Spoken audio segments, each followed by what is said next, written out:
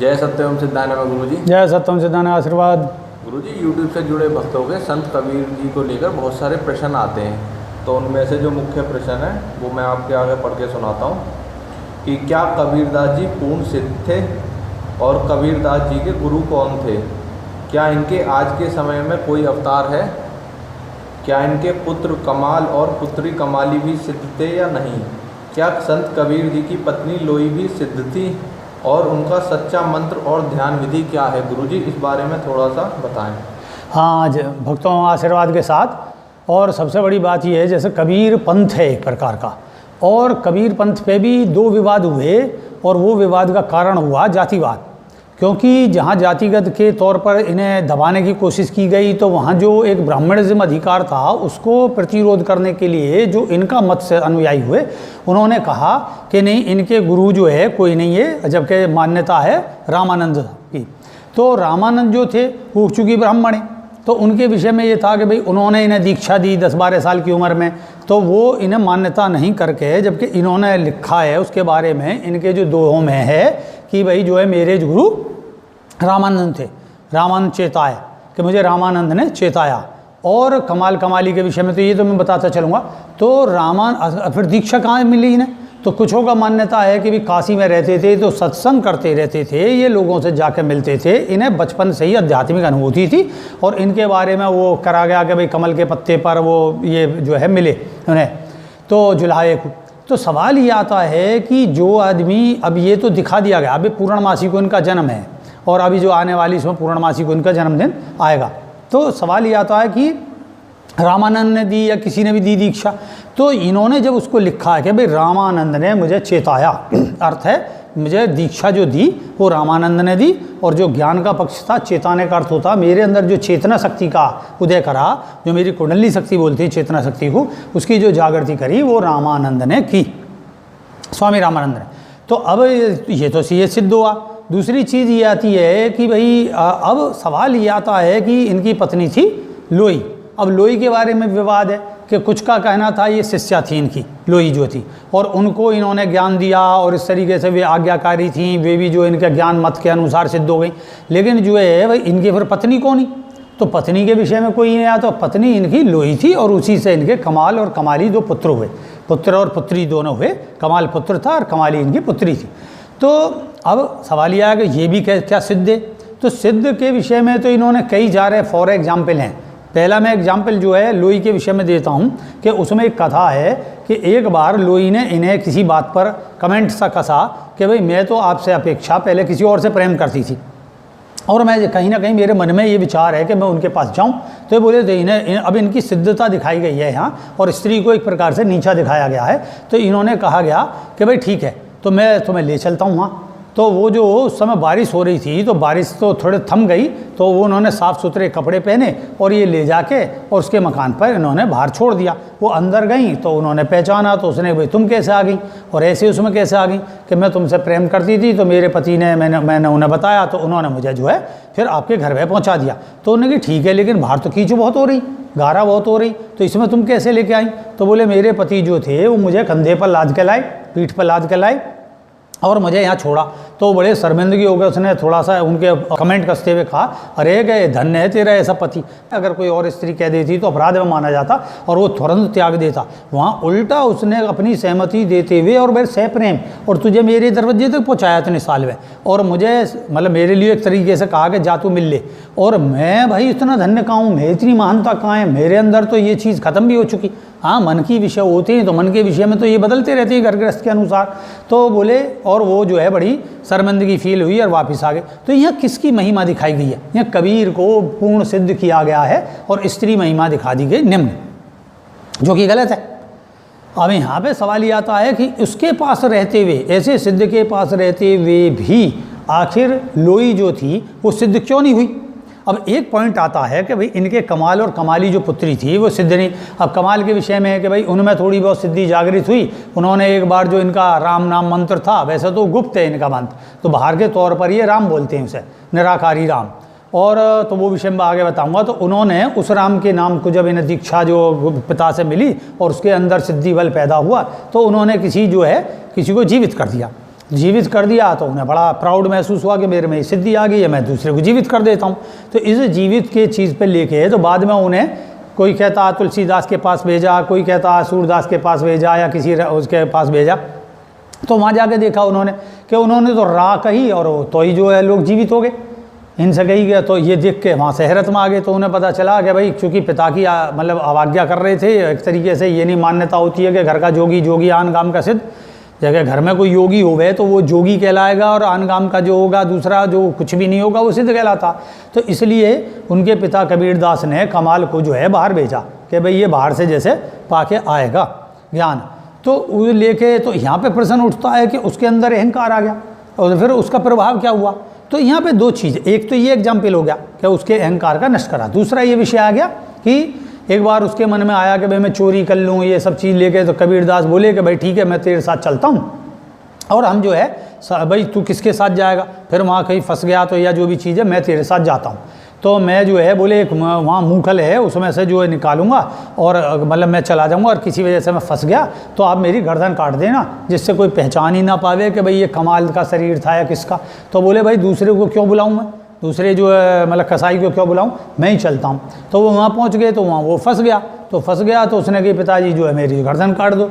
तो उसने कही कि मैं ठीक है मैं जो कसाई के पास से, अब इसमें दो विवाद हैं, कोई कहता है कि कसाई बाद में आया कोई पहले चीज़ को लेके, लेकिन मैं बता रहा हूँ। तो उसमें कसाई के यहाँ जाके उन्होंने वो लिया गड़ासा कि भाई तू मुझे गड़सा दे दे। बोले महाराज मैं तो आपको जानता हूँ, आपको गड़से की क्या जरूरत है, तो मैं जो है गड़सा खुद लेके चलता हूँ। बोले नहीं नहीं ये कर्म मैं ही करूँगा, और उसे वो बात बता दी। तो वहाँ देखा तो उन्होंने खैर उसे खींच के निकाल दिया। तो यहाँ पे सिद्ध हुआ कि उन्होंने कहा भी है उपजा पूत कमाल सा, मतलब उसमें उन्होंने एक तरीके से कमेंट में ये कहा है कि मेरे तो ये व्यर्थ की दोनों संतानें पैदा हुई जो अवज्ञा में ही रहीं, और बाद में छोटे मोटे दोहे वगैरह लिखे उसने, क्योंकि इतना तो प्रभाव पास में रहते रहते, जो शायर के पास रहते रहते लोग बात शायरी भी सीख जाते हैं या कोई चीज़ होती है तो शायरी तो आ जाती है, ऐसी दोहे भी आ जाते हैं अपनी वस्तु स्थिति के अनुसार। तो यहाँ पर वो सिद्ध नहीं होता। अब लोई भी यहाँ सिद्ध नहीं दिखाई दे रही है और कमाल और कमाली भी सिद्ध नहीं दिखाई दे रही। अब सवाल ये आता है जिस व्यक्ति की सिद्धि के बल से, पहली बात तो यहाँ पे मैं कहूँगा कि इन्हें 10-11 साल की उम्र में दीक्षा मिली, पहले बहुत जल्दी ही आयु में विवाह हो जाते थे। तो जब 10-12 साल की जो बीज अवस्था होती है जिसमें आदमी के अंदर एक तरीके से वीर्य रज की स्थिति बनती है, उस स्थिति से पहले ही और उस स्थिति के आसपास ही इन्हें दीक्षा मिल गई। अब दीक्षा का मतलब हो गया और वो भी सिद्ध महात्मा, तो इनकी कुंडली जागृत हो गई। अब यहाँ पे दो विषय एक और है, मतलब दो विषय में बार बार जो ये कहूँगा उसका अर्थ ये होता है कि किस तरीके शाखा बनती है प्रश्न की।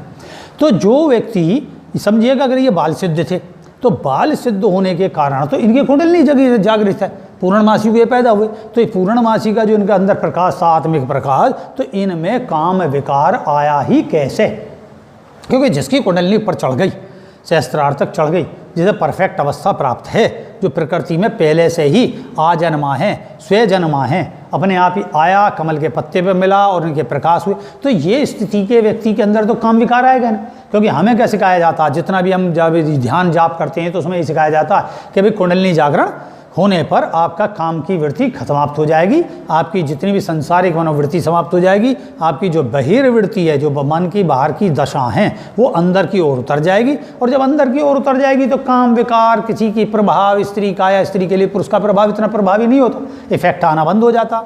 तो सवाल यह है फिर इन पर कैसे आ गया, फिर 2 बार इन्होंने रिलेशन तो करा ही। तो पहली बात तो ये है कि जब गुरु से शक्ति मिली इन्हें और वो शक्ति जग गई और फिर चलो उसके बाद विवाह हुआ, तो विवाह का तो कोई कारण ही नहीं बैठता। विवाह करने का प्रयोजन ही क्या है भाई, जो आत्मा में अपने आप सिद्ध है वो संसारी कार्य करेगा कैसे, और जो लोई है वो उसका तो पता ही नहीं है कि वो किस तरीके से जन्मी और वो कोई सिद्ध थी या नहीं थी, उसका वो तो सामान्य स्त्री, तो सामान्य स्त्री का असामान्य पुरुष से विवाह का कोई मेल नहीं बैठता।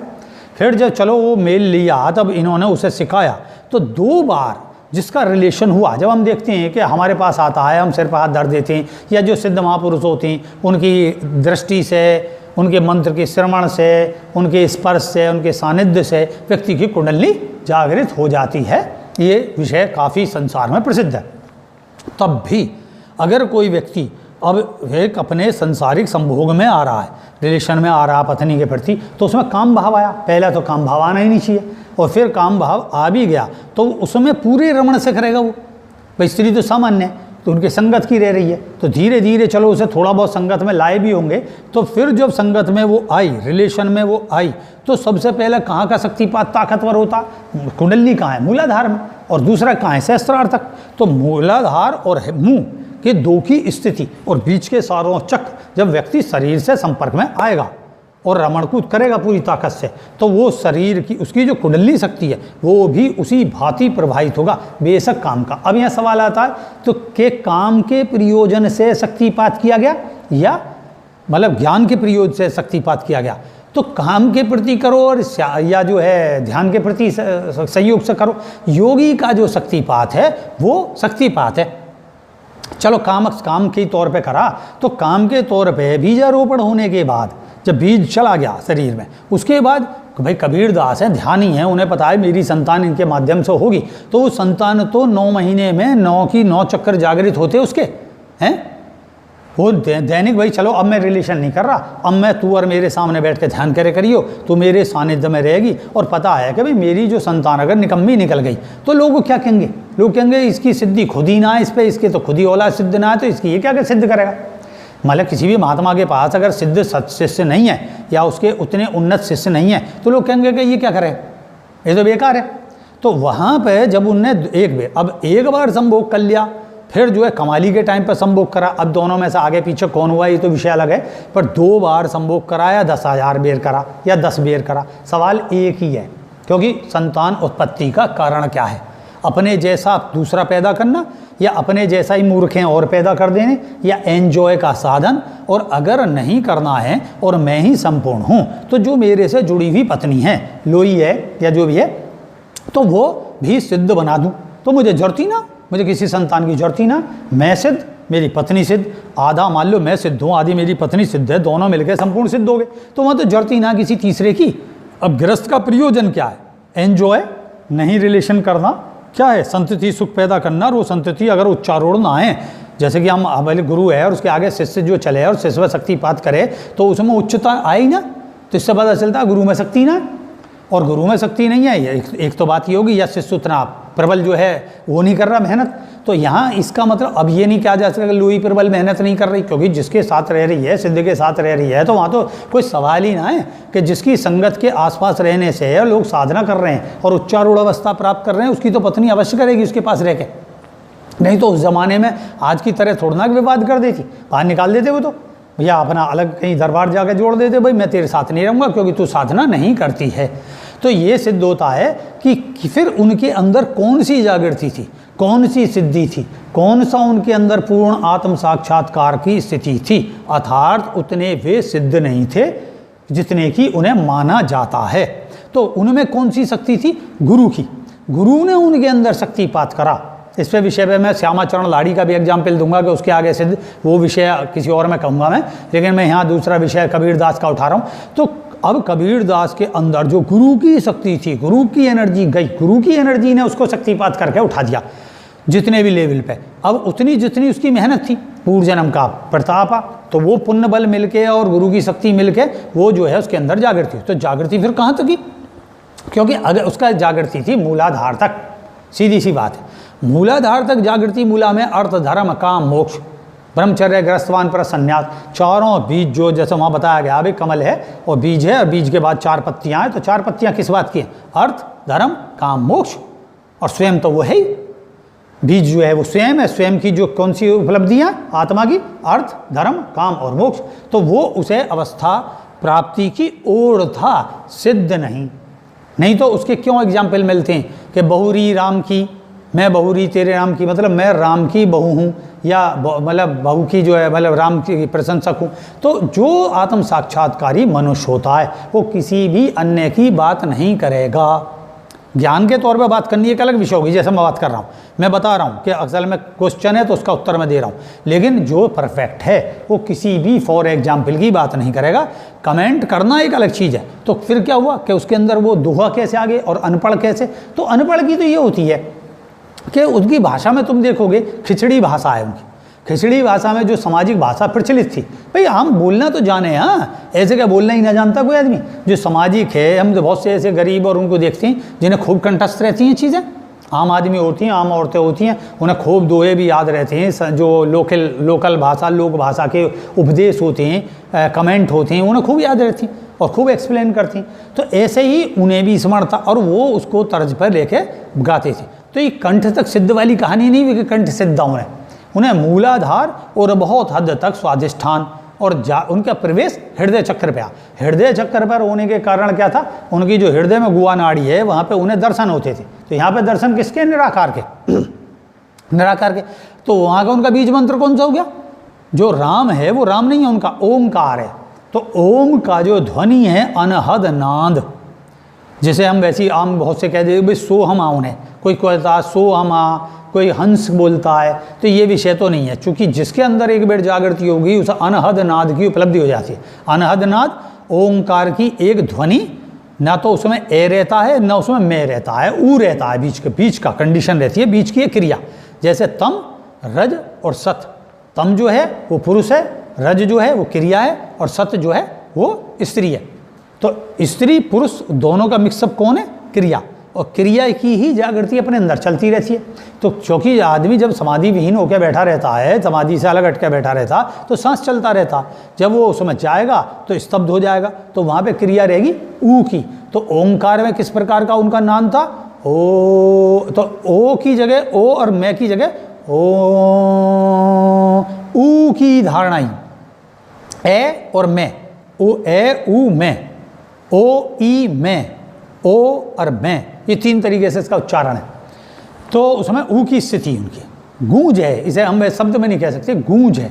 तो वो गूंज उनके अंदर चलती रहेगी। उस गूंज का प्रताप क्या? जो शब्द में है अभी, जो रूप में अभी, चाहे वो रूप निराकार है या साकार है। और निराकार की अनुभूति करने वाला कौन है? खुद ही तो है। तो जब खुद ही अनुभूति कर रहा है तो शेष कौन बचा? मतलब मैं ही सोच रहा था कोई और है, मैं ही सोच रहा हूँ कोई और नहीं है, मैं जब मैं सोच रहा हूँ कोई और नहीं है तो मैं ही सोच रहा हूँ कि मैं ही तो हूँ। तो खुद भी तो है और कोई और है तो मैं भी हूँ और कोई और भी है। ये द्वैत है। ये द्वैत ही है कि कोई और नहीं है, मैं ही हूँ, सर्वत्र मैं ही हूँ, अहम सत्यास्मि, ये विषय। तो नतीजा क्या हुआ? उनका मंत्र हुआ ये। ध्यान का विषय कौन हुआ? अरूप। अरूप का साधना का मतलब होता है आती जाती सांस पर ध्यान करना।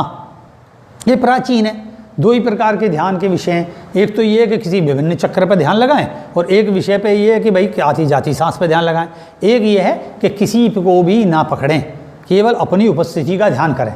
इसलिए मैंने ये सब देखने के उपरांत रे ही क्रिया योग को निकाला, जो संसार की सबश्रेष्ठ ध्यान विधि है, जिसमें किसी प्रकार के रूप अरूप को पकड़ने की जरूरत नहीं पड़ती। प्रारंभ से जो है संसार में उसी को उपलब्ध करो। जैसे जो उसमें क्या हो गया? रूप रस गंध स्पर्श शब्द सारे हो गए। सत्यम सिद्धांत में जपो, और जो रूप का ध्यान कौन है? जिससे भी प्रेम है उसमें ध्यान का विषय बनाओ। जो है ही नहीं उसका ध्यान का विषय क्या बनाओगे? उसमें संशय रहता। तो अब यहाँ कबीरदास की मेरे ध्यान पर कितनी चीज़ होगी। उनके गुरु है रामानंद, कमाल कमाली में कोई सिद्धि नहीं उनके में। इन्होंने 2 बार संभोग करा तो ब्रह्मचारी सिद्ध नहीं होते। और जब आदमी की कुंडलिनी जागृत हो जाती है तो ब्रह्मचर्य का हो जाएगा। अब 2 विषय हो गए ना, कि एक सक्रिय ब्रह्मचर्य है और एक निष्क्रिय ब्रह्मचर्य। निष्क्रिय ब्रह्मचर्य वो है जो अपने शरीर की स्थिति को समाप्त कर देता कि भाई मैं जो तो संभोग करना ही नहीं है। उसका प्रयोजन ये नहीं है कि संभोग नहीं कर रहा, नहीं करना मुझे जरूरत नहीं है, उसकी आवश्यकता को जान लेता है तो प्रतिक्रिया व्यक्त बन। ये क्या? सक्रिय ब्रह्मचर्य। सक्रिय ब्रह्मचर्य उद्देश्य के साथ नियोग करना, उद्देश्य के साथ संभोग करना। अब वो 1 बेर करे, 10 बेर करे, 50 बेर करे, तो चूंकि उसका विषय चरित्र के अंतर्गत है, किसी और के विषय में नहीं सोच रहा। जो भी है उसका प्रारब्ध है, पत्नी हो या पति, उसी को ही अपने में आत्मसात करता है।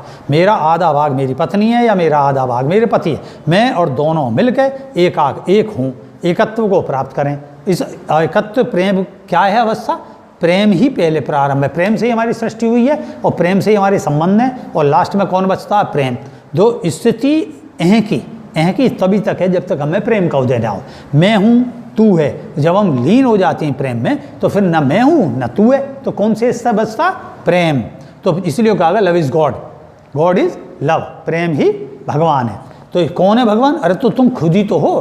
कौन प्रेम का अनुभव कर रहा? मैं ही तो कर रहा हूँ। तो ये विषय, तो यहाँ तुम्हें सिद्ध हो गया कई चीज़ें कि भाई वहाँ न कमाल कमाली का चीज़ है, और असल में जो सिद्ध है उसने जितना लिखा उसके बाद के अनुयायी अपने विवादों को लेकर अनर्गलर प्रताप फैला देते हैं। तो जो मूल है उसका सत्यानाश कर देते हैं। महान पुरुष है, भाई मैं इस पर बोल रहा हूँ, वो उनकी जो प्रचलित हैं, जो उनमें घुसड़ पुसड़ की गई है, उसके ऊपर मेरा कमेंट है। तो ये ना कि कबीरदास पे। मेरा कबीरदास गृहस्थी है, अपना उन्होंने रिलेशन करा, घर में सहज रहते हुए अपनी साधना करी, जो भी उन पर साधना थी उसे करते गए, जो उनको आता था वो बताते गए। जो उन्होंने बताया प्रपंच जो था, चारों माई पाखंड और विवाद जो थे कि भाई यज्ञ कर रहे हैं या हम पे यज्ञ की स्थिति नहीं है, तो हम पे सामग्रियाँ नहीं है, जो यज्ञ में विशिष्टता दिखाई गई है, ऐसे करो वैसे करो, इससे माला जपो, उन्होंने उसका खंडन कर दिया। अरे भाई इसको मत करो, सहज परमात्मा है, परमात्मा का नाम प्रेम है, प्रेम से आराधना करो स्वरूप की। उन्होंने उस रूप की खंडन करा कि भाई हम किसी राम को, किसी कृष्ण को, किसी जो भी पीछे बुद्ध हुए, महावीर, उनको पकड़ रहे हैं, तो हम किसी दूसरे को क्यों पकड़ें? हमें किसे पकड़ना चाहिए? गुरु को। गुरु मतलब ज्ञान को। तो ज्ञान को पकड़ो, अपनाओ, अपना के नियमित अभ्यास करो, अपने घर गृहस्थ में रहते हुए अपने संतान को सिखाओ, अपने आसपास रहने वाले लोगों को सिखाओ, समाज को विस्तार करो, पाखंड से बचो, किसी प्रकार के अवतारवाद से बचो। तो वो अवतारवाद के आगे वो कहने लगे थे कि मैं ही हूँ अवतार। तो उन्होंने कहीं ना कहीं मैं कुछ अवतार हूँ। बाद के जैसे और ये हुए इस समय के जो हैं, वर्तमान में मैं नाम नहीं लूँगा, उन लोगों ने जो है इसमें अवतारवाद घोषित कर दिया, मैं हूँ कबीर का अवतार, मैं हूँ, मेरे पे है वो मंत्र, मैं देता हूँ वो मंत्र। इन्होंने कबीर को जो वेदों से भी ढूंढ निकाला, कुरान में से भी ढूंढ निकाला, और किसी ने ज्ञान गंगा लिखी, उसमें तरह तरह से कोशिश की गई कि कबीर ही भगवान है। और जब कबीर भगवान सिद्ध करा तो फिर क्या गई, वो कबीर मैं ही तो हूँ। अरे एक बार कबीर हो गया, वो जो परफेक्ट है वो दूसरी बार क्यों आएगा? पहली बात। और किसी प्रयोजन से आएगा, वो प्रयोजन से जो कबीर सादा रहा पूरी ज़िंदगी में, अपना एक कुटिया में खाना और अपना कमाना, जो काम करते थे जुलाहे का, उससे ही अपना रोजी रोटी चलाते थे परिवार की। तो इतना संतुष्ट व्यक्ति एक ऐसे असंतुष्टि के कारणों को क्यों ढूंढ लेगा? उसने तो प्रचार नहीं करा, उसने तो कहीं घूमा नहीं है। उसने तो जो ये कहा कि भाई इसमें मरने पर जो है, कि भाई काशी में मरने पर जो है स्वर्ग मिलता है, तो इसलिए उसने मगर में जाके जो है अपना शरीर त्यागा कि मैं जो है सारे अशुभ संकेतों को पकड़ता हूँ। कोई भी संसार में ईश्वर की जो चीज़ है वो अशुभ नहीं है, तो अशुभ को मैं नहीं पकड़ रहा, सारे शुभ ही हैं। तुम अशुभ हो, तुम्हारे कर्म अशुभ हैं, अपने कर्मों को सुधारो, साधारो। धर्म का अर्थ है धारण करने योग्य, रमण करने योग्य और मर्मज्ञ जानना। जो चीज़ है संसार में सभी धारण करने योग्य है, और जो है उनके बारे में जानना, जान के अपने आप में स्थिर रहना, संसारिक कार्य करना, अपेक्षा उपेक्षा से परे रहना, ये सब विषय वही कबीरदास ने अपने जीवन में दिखाया। उसकी फिर ऐसी वो बना दी गई एक छवि कि उनके मूर्ति के सामने ही उनके आश्रम में ये, और देखो मूर्ति को बहुत बढ़िया कपड़े पहना रखें, और फिर क्या कह रहे हैं, पान पूजे हरि मिले तो मैं पूजूं पहाड़, याते तो चाकी भली पीस खाए संसार। मतलब कबीर की आत्मा जल गई होगी, 2 रेपटे मारता उसमें कि आराम खोर मेरे सामने बैठ के तू मतलब मेरी जो है क्या नाम है, मेरी दोहे का अपमान कर रहा, मैं मूर्ति का विरोधी आ, और मेरे ही सामने तू जो मेरी मूर्ति बना के बहुत सुंदर सी और उसकी दिखा के बैठा, ये रैदास की है। तो इससे पता चलता है कि बाद में गड़बड़ करते हैं अनुयायी गड़बड़ करते हैं, वही सब हुआ। नहीं तो वो महान व्यक्ति है, महान समाज सुधारक है, उन्होंने बहुत अच्छे उपदेश लिखे, उस ज्ञान को पकड़ो और यथार्थ अर्थ को पकड़ो, समाज में रहो। और यही विषय को लेते हुए मैं कहूँगा जय सत्यम सिद्धाय नमः।